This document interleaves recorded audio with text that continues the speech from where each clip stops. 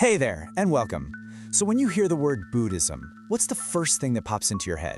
For a lot of us, it's probably meditation, right? Maybe monks in robes, and this whole idea of leaving the world behind. But what if I told you that's really only half the picture? Today, we're going to dive into the other half, the surprisingly practical, worldly, and deeply social teachings of the Buddha. So let's just tackle this big misconception right out of the gate. Is the whole point of Buddhism really just to check out a society and go live in a monastery? Well, not exactly. While the ultimate goal is for sure liberation from suffering, nibbana, the path to get there is way broader than we usually think. It's not just about turning your back on the world. The teachings, what we call the Dharma, really have two sides to them. There's what you could call depth, that's the path to overcome suffering, the stuff we usually hear about. But then there's breadth, and this is a path that actually embraces all of human life. We're talking family, work, even politics, and it seeks to make all of it better, to ennoble it. I mean, think about it. After the Buddha's enlightenment, he didn't just stay isolated. He walked right back into the world to teach everyone. And that brings us to a really key idea here. Before you can even think about reaching for higher spiritual states, you need a solid foundation, right here, in this life. Worldly well-being isn't some kind of distraction, it's actually the essential starting point. This slide lays it out perfectly. The Dharma is kind of built in 3 stages. The foundation, step 1, is all about your welfare and happiness right here and now. You know, things like having a just society and good relationships. Then, building on top of that, you get to step 2, which is about well-being in future lives. And only then, once that foundation is secure, do you reach for the peak, step 3, the ultimate goal of nibbana. The big takeaway here is that you can't skip the first step. That worldly stuff is the base of the whole pyramid. And this really gets to the heart of the logic. I mean, how can you expect someone to focus on deep spiritual work if they're constantly worried about where their next meal is coming from or if they're facing injustice every day? You can't. A fair and stable society isn't a detour from the spiritual path. It's actually the highway that makes the journey possible. It creates the conditions for people to even begin to look higher. Okay, so if a good society is the foundation, then what's the actual blueprint?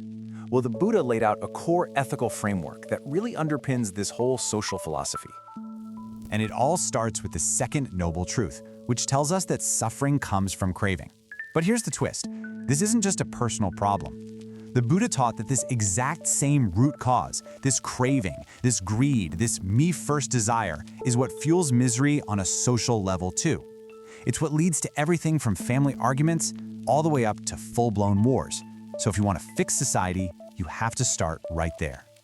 So how in the world do you counteract something as powerful as craving across an entire society?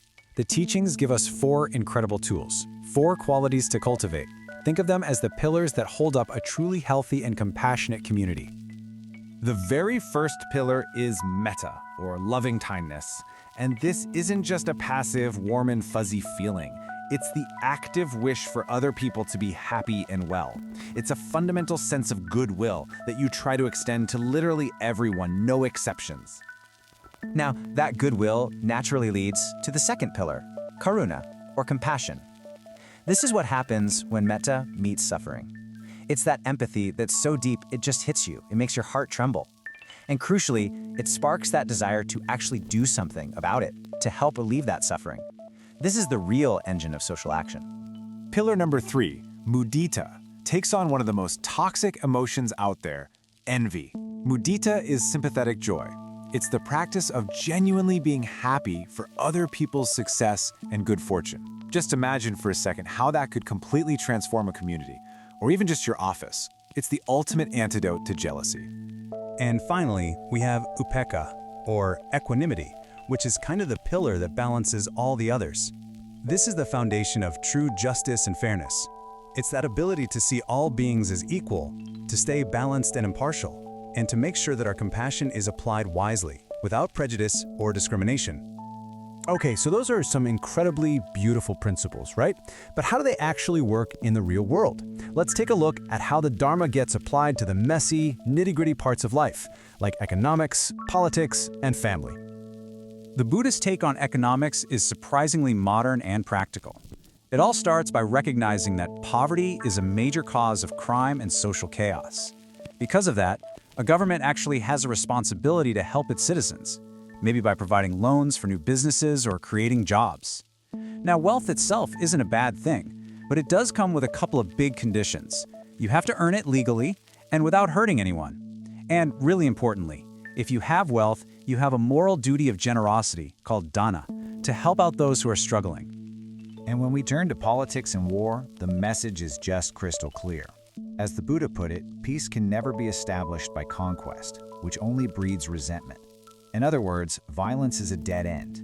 It just plants the seeds for the next conflict. This just begs the question, who is the real conqueror? Is it the general who wins 1,000 battles and takes over new lands? The Buddha says, no way. The true conqueror, the real hero, is the person who conquers themselves, their own inner enemies of greed, anger, and delusion. True strength isn't about dominating others, it's about mastering yourself. Now, you can't really talk about Buddhist society without talking about the Sangha, the community of monks and nuns. But it turns out the word Sangha can be a little tricky because it actually refers to two different but related groups. So on one hand, you have what's called the Arya Sangha.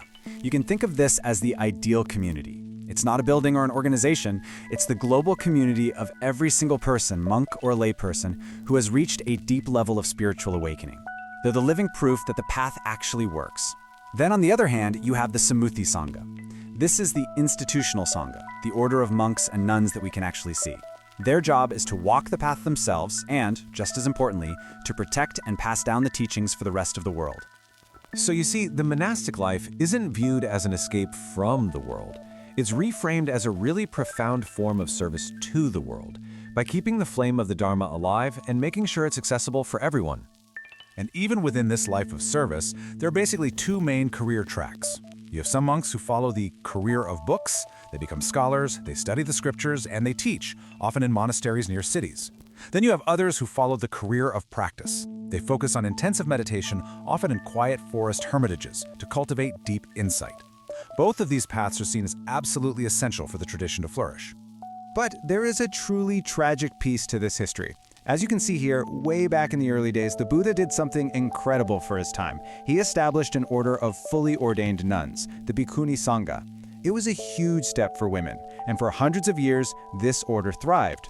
But there was a very strict rule for ordination. A new nun had to be ordained by both monks and by other senior, fully ordained nuns. Well, around the 11th century, after years of invasions and war, the lineage of nuns in the Theravada tradition just died out. And because of that critical rule, it couldn't be officially restarted. And all of this brings us to one final thought. We've just walked this ancient blueprint for a society that's built on compassion, on justice, and on shared responsibility. A system that directly links our own personal happiness to the well-being of everyone around us. So the question for us today is this. In our modern world, with all of its own turmoil and crises, could it be that these 2,500-year-old principles aren't just relevant, but maybe more necessary than ever before?